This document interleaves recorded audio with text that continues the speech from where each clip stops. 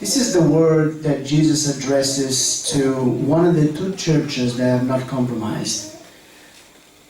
Jesus is writing to 7 churches. He's sending a message to 7 churches in the book of Revelation, as you know. And out of the 7 churches, there were only 2 that were not compromising. And this is one of the messages to one of those churches, the church in Smyrna. Do not fear any of those things which you are about to suffer. Indeed, the devil is about to throw some of you into prison that you may be tested. And you will have tribulation 10 days. Be faithful until death, and I will give you the crown of life. Be faithful until death is the theme of our conference. And when the Lord laid this on my heart, the theme of this conference, it was after I was observing what was happening in Christendom right now. When I saw how many Christians are giving up. When I saw that we are living the last days. And to the church in our generation, the Lord Jesus Christ is sending the same message. Be faithful. Be faithful until death. Why is that? Because as we're approaching the coming of the Lord, the devil is going to fight with all his might. With all the weapons in hell. You know, for what reason? For what target? To destroy your faith. To destroy my faith. You know, a fall is never fatal if it doesn't destroy your faith. But the more the devil gets you to fall, the more discouraged you're going to get. And there are many discouraged Christians today. You know, brothers and sisters, we heard the word clearly spoken to us in these last couple of days. And the Lord wants to speak. My prayer tonight is that the Lord will touch us.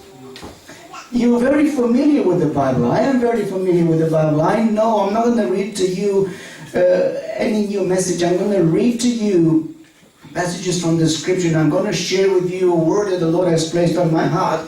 But my prayer is that the Lord will touch you. My prayer is that the Lord will touch us afresh. There are people who are not born again here. There are people who are backsliding right here in this small room. But the Lord wants to bring restoration.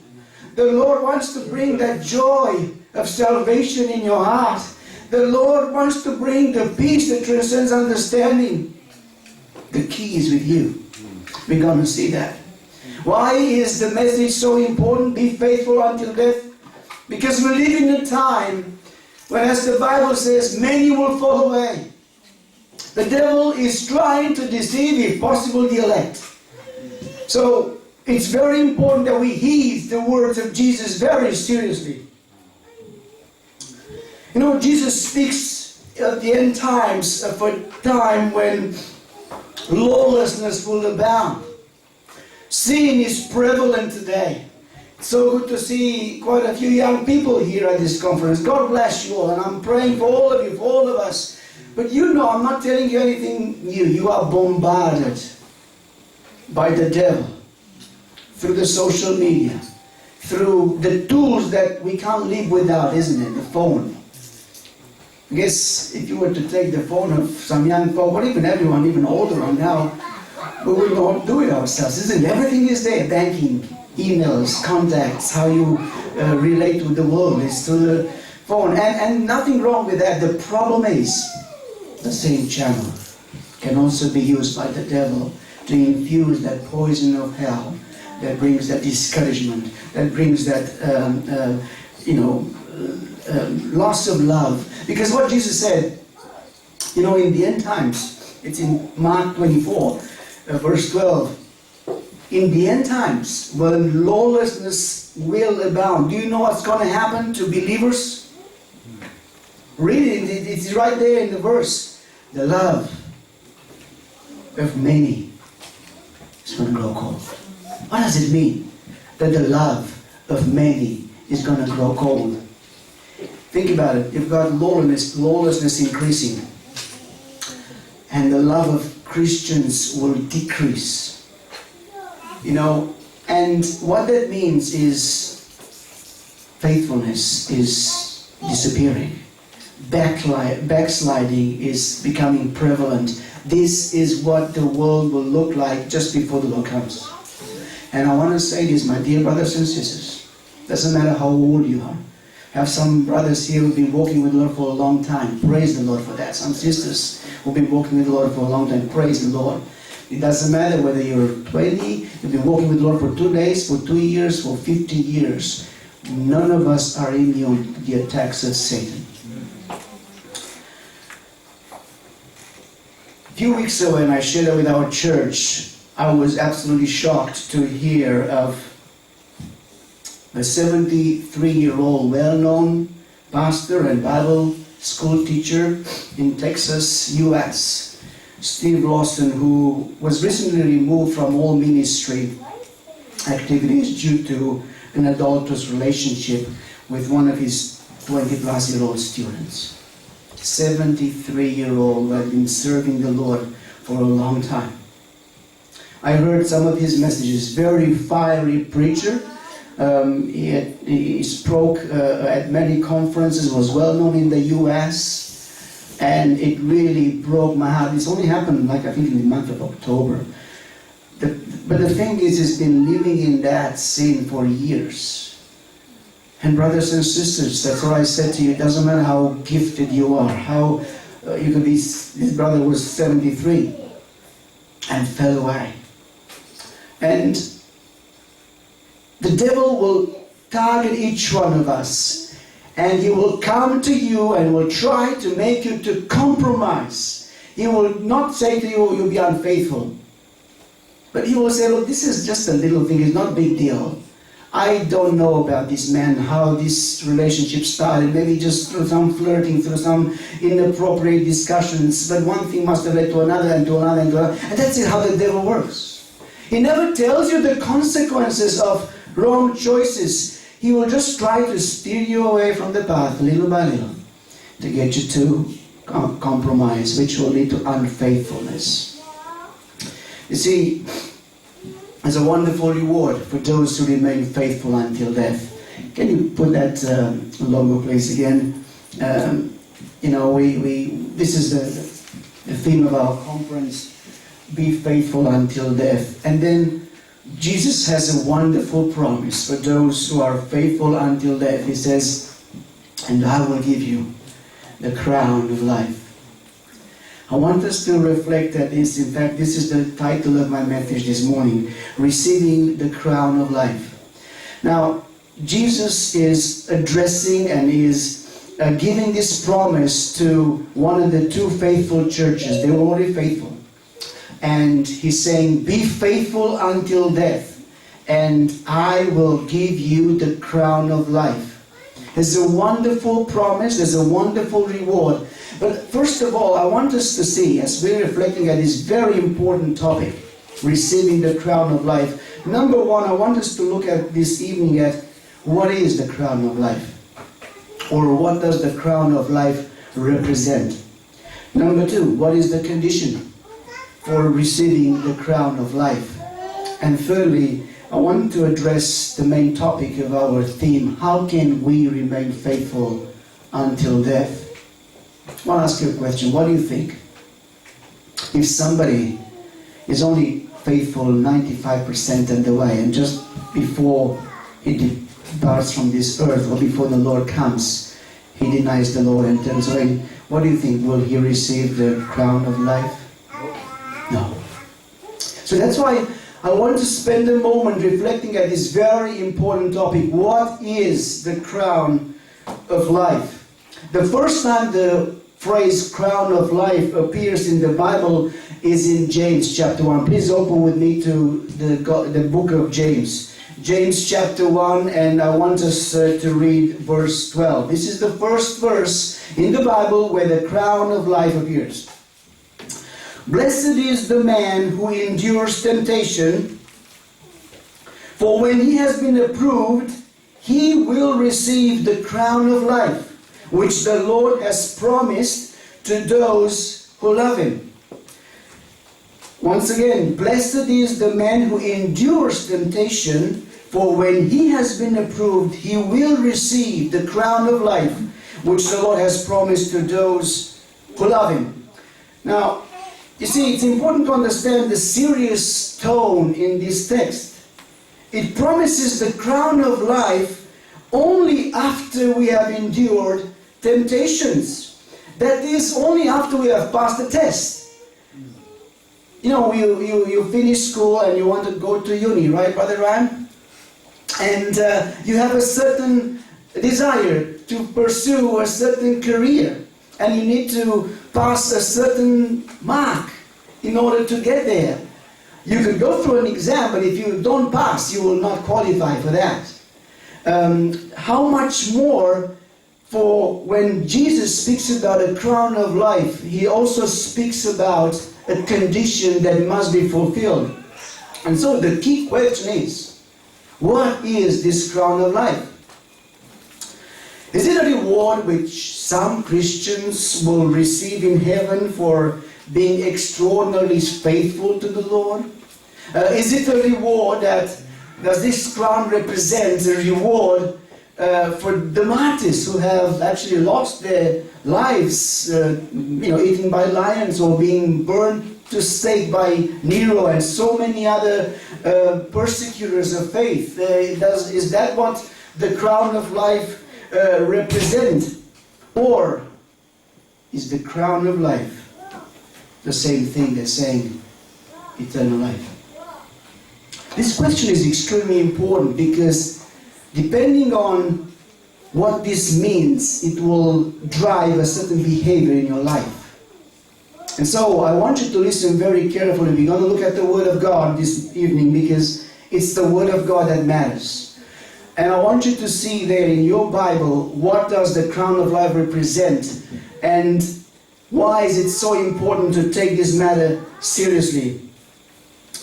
You see, if this crown of life is a price, the price given in heaven to some, then this crown is a sign of great courage, a reward for great courage that some Christians will receive. But if this crown of life represents eternal life, the meaning of this passage that we just read from James changes considerably. If I was to paraphrase what James 1:12 says here, it means that only those who overcome will make it to heaven. I want to put it in very simple terms. And there is no promise of eternal life for those who desert the Lord when they're under trial, when they're under stress, when they're under those fiery arrows of Satan. So this is a matter of heaven and hell, brothers and sisters. There's much deception in Christianity today. And there's a false doctrine being preached today that you get your ticket to heaven, once saved, you're always saved. That's a doctrine from the pit of hell. And I want to show you from the Bible today the seriousness of the words of Jesus. See, I want us to come back to the second time in the Bible that we find this phrase, crown of life. And this is in the text that we chose for our theme for the conference. Let's go back to Revelation chapter 2, verse 20. This is where this phrase is repeated. And this is where Jesus says, "Be faithful until death, and I will give you the crown of life." The same reward, the same picture, if you want, the same example. And so, clearly, just like in James here, the crown of life in Revelation is given to people who endure. Like I said before, what if somebody is not faithful until the end? Will he receive the crown of life? Clearly not. What about in the book of James? If you don't endure temptation, will you receive the crown of life? That's the big question that we need to each one ask ourselves. We need to ask ourselves, brothers and sisters, because like I said, this is a matter of heaven and hell. So this still doesn't answer our question. Does this crown of life represent our salvation, or is it just a reward for those who are martyrs? The Bible actually gives us the answer very clearly. And if you look in the next verse, Revelation chapter 2, verse 11, you find the answer to this very important question. This is Jesus speaking again. He says, "He who has an ear, let him hear what the Spirit has to say to the churches." And this is the same message that Jesus is saying to you, brother, to you, sister, to me. He who has an ear, let him hear. What are you saying, Lord? He who overcomes shall not be hurt by the second death. He who overcomes. Remember the verse before, "Be faithful until death, and I will give you the crown of life." He who overcomes will not be hurt by the second death. So what is second death? That's the question now. Let's look in the Word of God. Open with me, please, to Revelation chapter 20.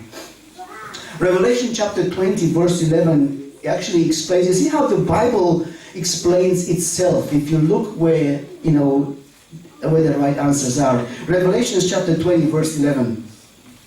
"Then I saw a great white throne, and him who sat on it, from whose face the earth and the heaven fled away. And there was found no place for them. And I saw the dead, small and great, standing before God, and books were opened. And another book was opened, which is the book of life. And the dead were judged according to their works by the things which were written in the books.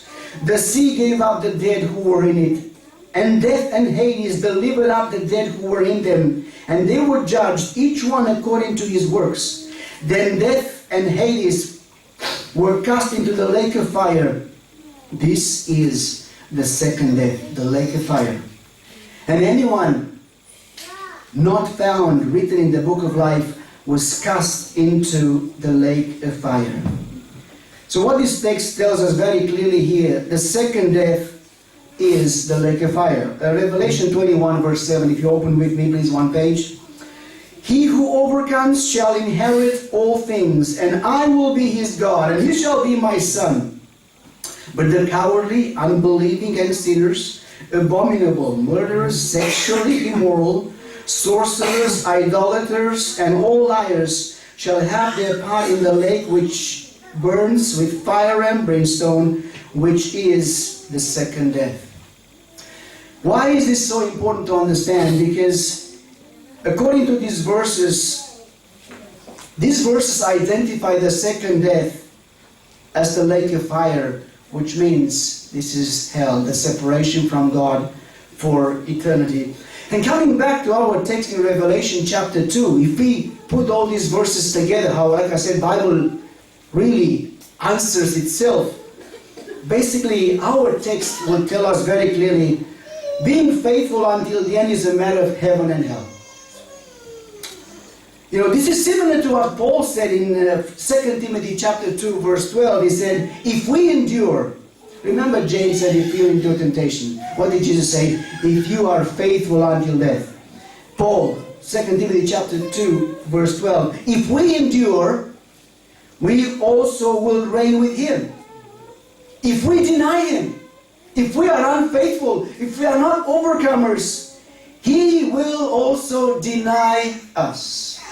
Brothers and sisters, I don't have time to take you through all the text, but I'm absolutely amazed at how easily Christians are deceived by a cheap gospel that tells you that Jesus can cleanse your sins, that Jesus can take care of your past. He has no power to give you strength to overcome sin now.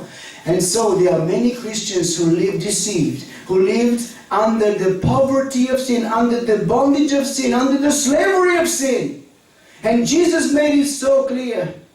In John chapter 8, I think, He says, "Whoever sins is a slave of sin. And a slave does not remain in the house forever, but the Son will." Brothers and sisters, this is a matter that is very serious. We have slaves here. We have sons here. A time will come when a separation will take place. I want to make sure tonight that you are a son, that you are a daughter of the King.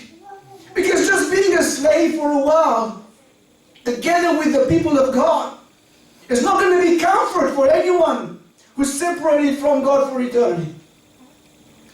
So, the words of Jesus are very serious. when he says, be faithful until death, and I will give you the crown of life. Let's move on. What is the condition for receiving the crown of life? We saw what the crown of life represents. The crown of life represents eternal life. There are other crowns in the Bible, the crown of glory and many others, but the crown of life clearly represents salvation. So, what is the condition? Please listen carefully. I know some of you have been Christians for a long time. I'm going to cover some basic stuff, but I'm also going to talk about some things that I think are extremely important. And we need to hear the word, not just for others, but for me. I need to search my heart. Am I truly fulfilling the condition that Jesus speaks of here? What is the condition for receiving the crown of life? Number one, you need to be born again. You need to be born again. You know, one time a very, very well-respected Pharisee, a teacher of the law, comes to Jesus by night. Nicodemus, you know. He comes to him and he could see that God was with Jesus. He could see that he's different. And he wants to talk about things where Jesus comes to him and pointedly say to him, and this is in John chapter 3, most assuredly, Jesus says, most assuredly, in other words, he's stressing this point clearly. Most assuredly, I say to you, unless one is born again, he cannot see the kingdom of God. These are the words of Jesus. So the first condition of receiving the crown of life is to be born again, number one. So let's go back to basics now. How can one be born again? How can one be born again? You may be a son or a daughter of a family, a brother or sister who's been in church. But I want to say this, young folks, you know, God does not have any grandchildren. God only has son. The fact that you are born in a Christian family is a great privilege. That does not make you a Christian. You need to have your own total surrender to Christ. We've been hearing the message at this conference, surrender all. You need to surrender all to the Lord.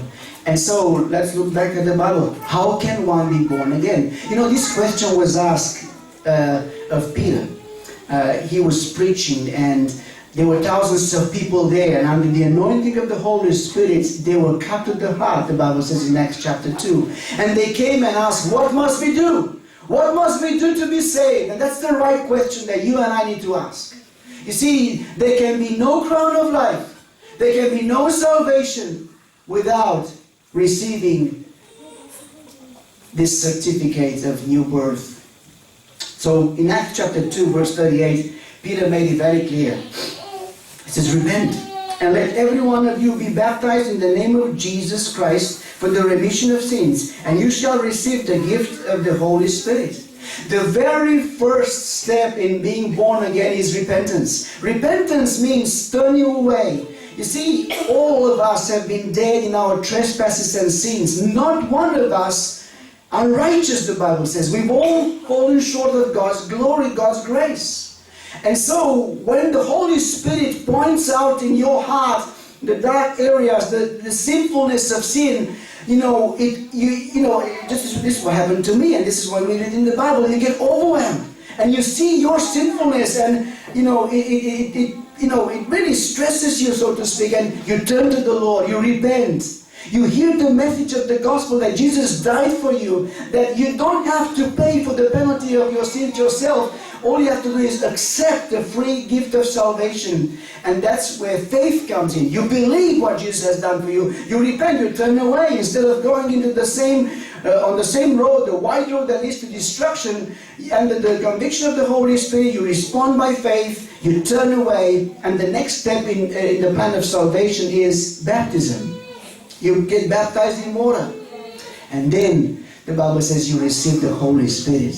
Without the Holy Spirit, nobody is born again. The Holy Spirit is given us as a seal of God. That's the certificate that you get when you are born again. The new birth is a moment in time when you surrender to the Lord. And so, the question that we need to ask ourselves, each one of us, are you born again? Am I born again? Don't comfort yourself with the fact that you can sing, you can preach, you can do so many good things, that you've been born in a good family. God has no grandchildren. Have you repented? Are you believing in the Lord Jesus as the only Savior for you? Have you gotten baptized in water? That's what the Lord commands us. Have you received the Holy Spirit? This is what it means to be born again in very simple terms. Jesus also said in Mark chapter 16, he who believes and is baptized will be saved, but he who does not believe will be condemned. So the first condition of receiving the crown of life is being born again. Number 2, the second condition. You see, I want to use the example of the Pilgrim's Progress. Some of you have read the book, some of you have even seen the movie. It's a wonderful allegory of a Christian in his journey from the city of destruction to the celestial city. And if you remember, when he got born again, he received a certificate. That was a certificate of the new birth. Was that the completion of his salvation? No. That was the beginning of his journey with the Lord. In fact, I want to say this, maybe it's a surprise for some of you. Salvation is a process. Salvation is a process. I'm going to show you from the Word of God. You cannot say, I've been saved on such and such day. That's incorrect. That's not biblically correct. You can say, I was born again on such and such a date. When the Lord searched my heart, the Lord convicted me. I repented of my sin. I believed and I accepted to be baptized, and I received the Holy Spirit. That's the beginning of the journey. That's the one. That's, if you want, the beginning of our journey through the narrow gate. We opened the narrow gate, we walked in. But the Bible also speaks of a narrow way. And so that's why I want to refer to here. The second condition is being faithful until death. This is what I'm coming back to the text that we just read before. You cannot be faithful if you're not born again. So first of all, you need to be born again. That's the beginning of the journey. And number 2, you need to remain on the narrow path. If you have watched the Christian's journey in the Pilgrim's Progress, or if you have read the book, you may recall that on this journey there were a lot of battles. The devil would try to tempt him with many things, with the lust of the eye, the pride of life, so many attractive things that the devil was trying to get him deflected off the path. He did slip away. But by God's grace, he got back on the narrow path. And so, when we look at this, like I said, salvation is a process. It begins with the act of the new birth, but it entails the being steadfast and faithful to the Lord until death. Open with me, please, to 1 Peter chapter 1. 1 Peter chapter 1. There are many passages, but in the interest of time, I'm going to refer just to this to show you how the Bible makes it very clear that salvation is a process. So, 1 Peter chapter 1, verse 3. Blessed be the God and Father of our Lord Jesus Christ, who according to His abundant mercy has begotten us again. We have been born again. To a living hope through the resurrection of Jesus Christ from the dead. To an inheritance incorruptible and undefiled, and that does not fade away. Reserved in heaven for you, who are kept by the power of God through faith, for salvation ready to be revealed in the last time.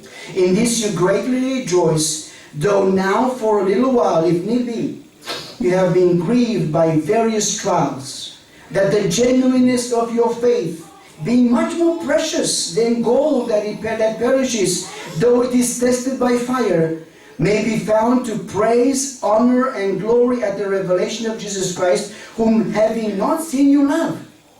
Though now you do not see Him, yet believing you rejoice with joy inexpressible and full of glory. And please highlight this verse now, verse 9.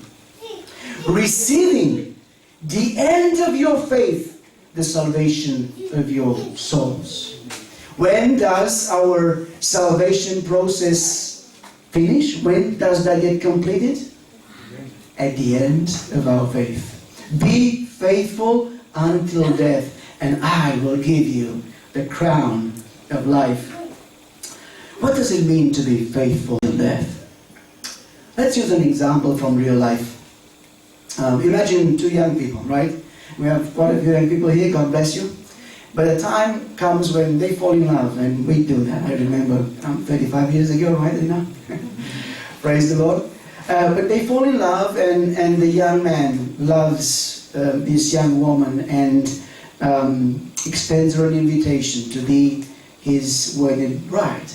And she accepts. And so they have a party, they have an engagement party, and everyone is so excited. They love each other wonderfully, and you know, some of you remember the euphoria, right? But this man had to travel to a foreign country for his business. It was a very important meeting, and he said to his fiancée, look, I have to travel to a foreign country far away. When I come back, we'll have our wedding. And it happened that this man's stay was a bit extended because of his business needs. And just after he left, the fiancée was thinking about what dress to wear, just getting organized about the wedding. And I think some of the sisters know what I'm talking about, right? All of these things came, yeah, it's exciting. But as her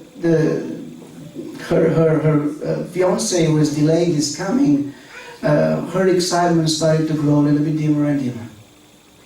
And then at work, there was a young man who was flirting with her, started talking to her, and you know, she was very friendly to him, and little by little one thing led to another, and this young woman fell in with that man, and you know, they fell into adultery, and you know, but she was still communicating with the fiancé. Now I want to ask you something. What do you think? When the fiancé comes, if he knows about this, will he ever take that woman to be his wife? What about a married couple now? I want to address the married couple here. I think we have a few here.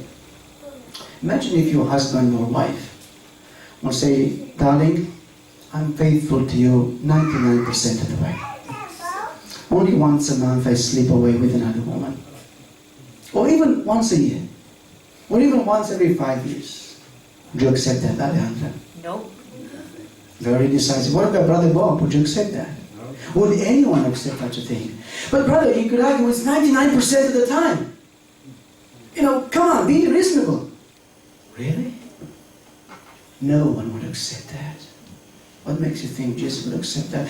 So please don't misunderstand me. I'm not advocating here sinless perfection, because none of us can live a sinless life until He comes.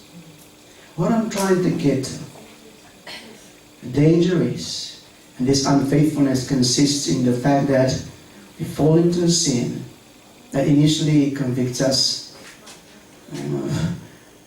you know, and then we fall again, and we fall, and then after a while, actually it's not a sin, no, actually, others do it much worse than me, you know.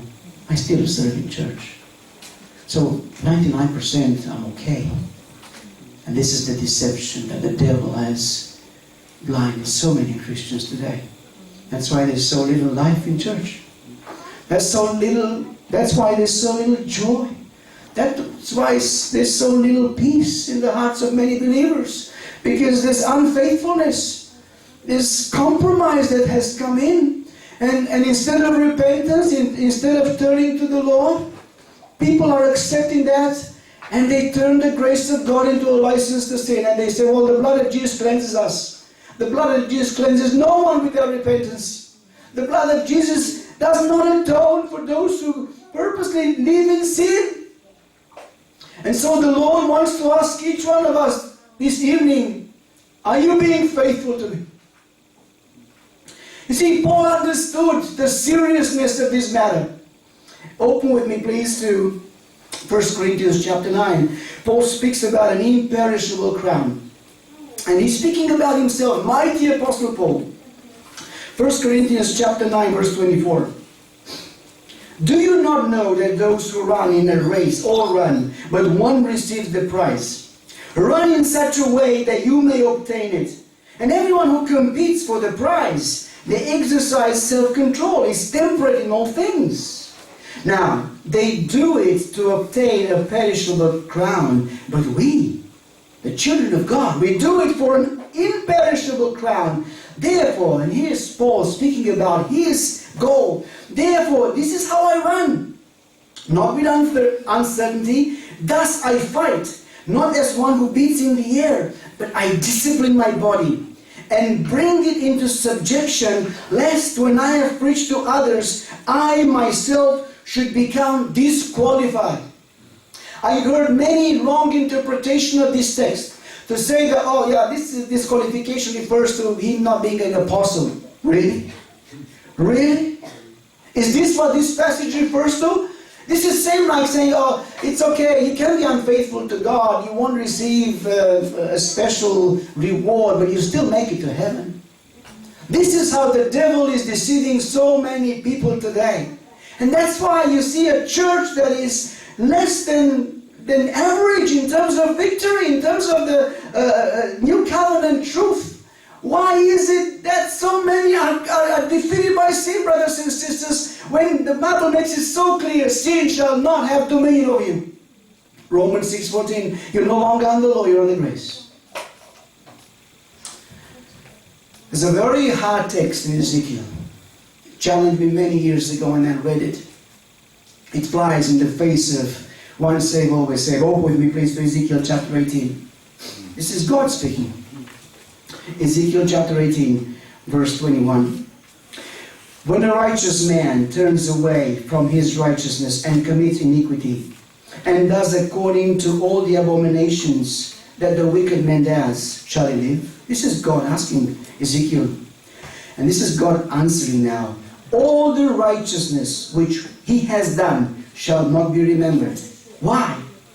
Because of the unfaithfulness of which he is guilty and the sin which he has committed. Because of them he shall die.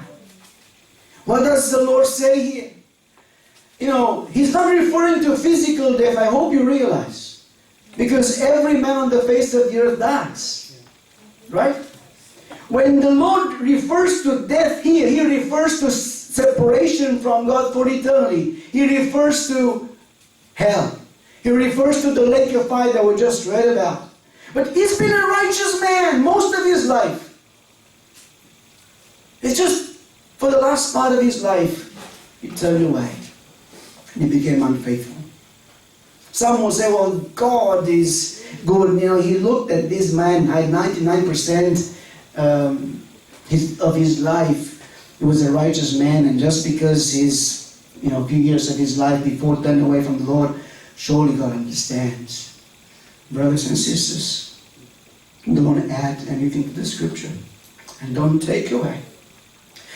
The same God also says to the wicked, who for their whole life they turn away. And we have so many examples in the scriptures of people who committed gross sins, and then they turn to the Lord, and you know what the Lord says? Their sins I will remember no more.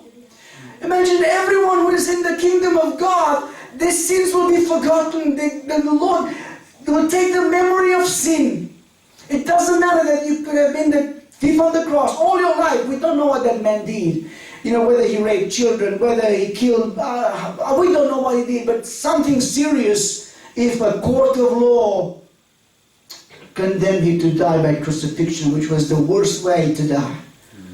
And yet, there he repented. There he turned to the Lord. He said, remember me. When the other thief was still talking bad things about Jesus, this man turned to the Lord. And remember what Jesus says, today you will be with me in paradise. All record of his wrongdoings wiped away. That's what happens when somebody gets born again. I will remember your sins no more, the Bible says. The devil will remind you, all right? But you need to stand on the word of God that says, if anyone is in Christ, there is no condemnation. Hallelujah. But brothers and sisters, we need to take these words seriously. Don't pat yourself on the back for the righteousness that you've lived for the last few years. Don't think for a moment, in that moment when temptation comes, that you can relax, you can lower the standard. That's okay, God will understand. Because God will show you 1 Corinthians chapter 10, verse 13. That no temptation. Don't tell the Lord that this temptation was too high for me. I just had to give in. Because in the presence of the Lord, when your conscience will be open, when the Lord will give you revelation of what the word meant, He will show you you had a way to get out. I made a way for you, but you chose otherwise. So, I want to ask you a question. Are you born again this evening? Are you being faithful to the Lord? You see, when Jesus spoke about this message to the church in Smyrna, be faithful until death, and I will give you the crown of life, He has a similar message to the other uncompromised church, the faithful church. If you open with me to Revelation chapter 3, verse 11, Philadelphia was the faithful church. Now listen to the warning that Jesus has for this faithful church. Revelation 3:11. Behold, I am coming quickly. Hold fast what you have, that no one may take away your crown. Hold fast. He's addressing a faithful church. He's addressing a faithful believer who loves the Lord and lives according to His word. And He's telling, hold fast. Don't get sidetracked. So that no one may take away your crown. Do you know who's trying to take your crown? The devil. Now he's using a woman, he's using a man, he's using money, he's using so many things to take that crown from you. That crown, remember, we saw what it represents. The crown of life represents your salvation. It's so precious. Jesus said, what would a man profit to gain the whole world if he loses his soul? Or what would a man give in exchange for his soul? Read about Esau, my brother and sister. Read about Esau in hell, weeping today, wanting to repent, but there is no repentance anymore for him. Do you know what you have now that he doesn't? You have the opportunity to repent. You have the opportunity to turn to the Lord. Do you know that people in hell that were billionaires will give you everything they had just to have a moment that you have right now? Don't think this moment is just another day, it's not just another hour. This is precious. This moment could be what determines your eternal destiny. Are you born again? Are you being faithful to the Lord? Let's move on. I want to address the main topic of our camp. How can we be faithful until death? I look at my own life, and I've failed the Lord many times. I've been bombarded by fiery arrows. I recall times when the fiery arrows were so intense, I thought, I'm going to go. I'm going to give up my marriage. I'm going to give up the Lord. I'm going to just go, like the prodigal son. I thought I can do. But it was the grace of God that kept me. And it's the grace of God that can keep you, my brother. I never thought I would ever be an elder or a pastor in the church, because I was so far away from the Lord. It's the grace of God. It's the mercy of God. How can you be faithful until death? I want to say from my experience, not in your own strength. Not in your own strength. I tried it many times, only to fail the Lord miserably. But you know, open with me to the book of Jude. Jude, verse 24. This is a wonderful promise. And this answers how can we remain faithful until death. Jude 24. Now to Him, referring to our Lord, to Him who is able to keep you from stumbling and to present you faultless or faithful before the presence of His glory with exceeding joy. To God our Savior, who alone is wise, be glory and majesty, dominion and power, both now and forever. Amen.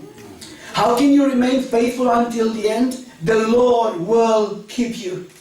The Lord, He says, to Him who is able to keep you from stumbling. Don't listen to the devil who tells you that you need to give in, because this temptation is so powerful. Don't listen, my brother, because with the Lord we can do great exploits. Thank you. Sorry.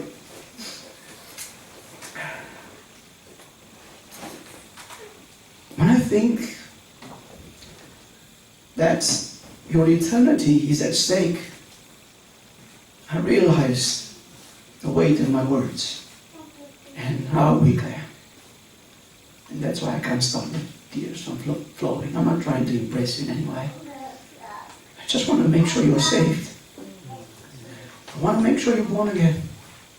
I want to make sure you are faithful. So how can we be faithful until death? Not in our own strength. The Lord will keep you. But then the question is this: why is it that so many have failed? I mentioned about a pastor earlier. I'm sure you know many who have turned away. I know believers who can't even believe in God anymore, who used to love the Lord. So if God can keep us, why? Why is that these people are no longer with God? Why is that these people have denied Jesus? See, remember what Jesus said, in the end times, the love of many is going to grow cold. Iniquity is going to multiply. Love is going to grow cold. And then in that context it says, but he who endures to the end will be saved. Okay? So how can we endure to the end? What the devil is doing, he is trying to take your eyes off Jesus. He's trying to take our eyes off Jesus so we can look, and the devil is showing you attractive things.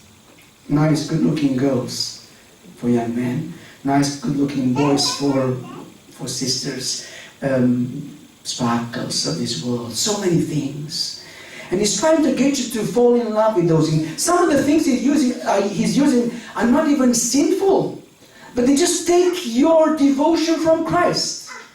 And this is what Paul was weeping for and being afraid for the church in Corinth. I fear lest the serpent who deceived Eve with his skill would also deceive you from this simple devotion to Christ.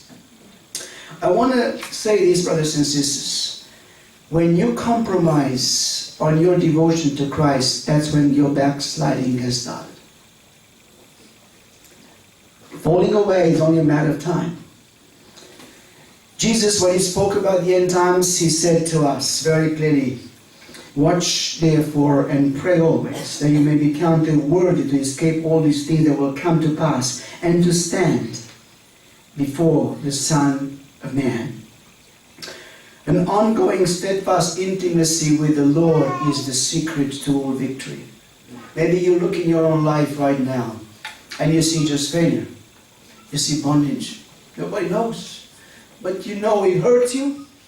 It hinders you from serving the Lord. It takes away the joy of salvation. There is no peace. But you can't accept the alternative here. So you're still coming to church.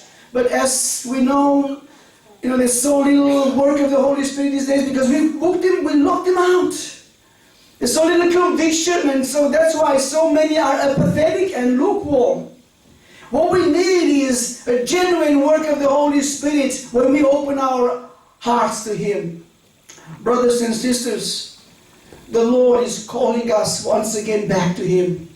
The Lord is calling those who are not born again here this evening to turn to Him, to surrender, to be ready to let go of yourself, repent, believe, be baptized, and receive the Holy Spirit. To those who have the certificate of the new birth but have strayed away from the path, the Lord is calling gently, come back to the path. I will empower you. You see, God cannot work against your will. You see, though God is powerful, your will, your faith will hinder Him from working in your life. That's why it's not God who sends people to hell. It is your choice. It is my choice. It is our unfaithfulness. It is our compromise. But when He's calling, if you respond, He's also prepared to wipe away the past. He's also prepared to give you a new future. He's also prepared to walk with you. He's also prepared to take you. And like we heard earlier today, His burden is easy and His yoke is easy and His burden is light. And then you will find rest for your soul. Be faithful until death and you will receive the crown of life. Many Christians are tired. Many Christians are weary in this marathon race. They study very well, very exciting. But after a while, they're just getting tired. To all of us, the Lord is saying here, therefore, in conclusion, do not cast away your confidence, which has great reward. For you have need of endurance, so that after you have done the will of God, you may receive the promise. For yet a little while, and he who is coming will come and will not tarry. Now the just shall live by faith. But if anyone draws back, my soul has no pleasure in him. But we are not of those who draw back to perdition, but of those who believe to the saving of the soul. I want us to close, and can I ask Ryan to come at the keyboard, please? And I want us to sing a song in closing. Good and gracious King. And as we sing this song, I'd like to ask you to consider these two questions very seriously. Are you born again? Maybe you believe in Jesus, but you have not surrendered to Him. Maybe you think you're too young. Maybe you think you know Jesus is calling you. Surrender all. Many times we think, I've got years to live. But how do you know what tomorrow brings? Do you know that if tomorrow is yours? Have you received a certificate of the new birth? Jesus is calling you today to surrender. So I want us to bow our heads and start singing this song. I want to ask first, those who are not born again, you know you're not born again. Holy Spirit has given you a chance. The Holy Spirit is giving you grace tonight. He's asking you to surrender all. Don't let the devil tell you, how will I do that? The Lord will provide. He will walk with you. But you need to surrender. So as we sing this song, I want us to bow our heads, and if you want to surrender your life to the Lord, you're not born again, or you want to be saved, you want to receive the Lord today, raise your hand and I'm going to pray for you. There's a pool here. I know the kids have used it, but we can use that for your baptism. I'll lay our hands on you and they receive the Holy Spirit. That's what the Bible says. This is the basic Christian teaching. Are you born again?